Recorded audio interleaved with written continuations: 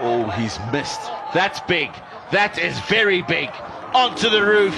সাব্বিরের 12 বলের ঝড়, মারলেন 5 ছক্কা।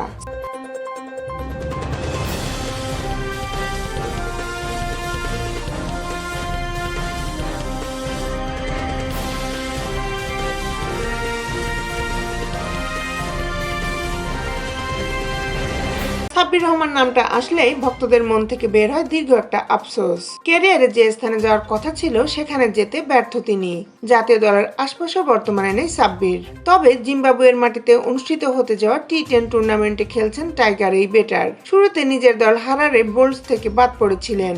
এরপর গতকাল দলে ফিরে জোগাড় বাংলা টাইগার্সের বিপক্ষে 12 বলে 34 রানের ঝোড়ো ইনিংসের খেলা দেখালেন সাব্বির।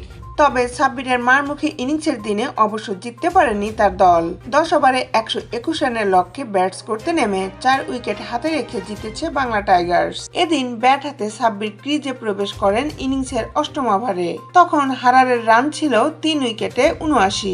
এরপর 12 বলের ইনিংসে সাব্বির 5টি ছক্কা হাঁকিয়ে অপরাজিত থাকেন 34 রানে।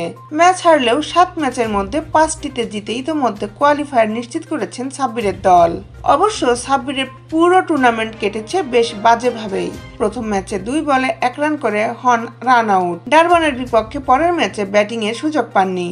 জোবার্গের বিপক্ষে নিজেদের তৃতীয় ম্যাচে 3 বলে 2 রান করে আবার রান আউট। এরপর বুলাওয়ে, লাগোস ও ডারবানের বিপক্ষে একাদশে জায়গা হয়নি তার। সাব্বিরের দল হারারে আজ বাংলা টাইগার্সের বিপক্ষে প্রথম কোয়ালিফায়ারে মাঠে নামবে। গতকাল বাংলা টাইগার্সের বিপক্ষে দারুণ খেলা সাব্বিরের প্রথম এই কোয়ালিফায়ারে একাদশে জায়গা ধরে রাখা এক প্রকার নিশ্চিত বলা যায়। খেলার আপডেট নিউজ পেতে আমাদের সাথেই থাকুন।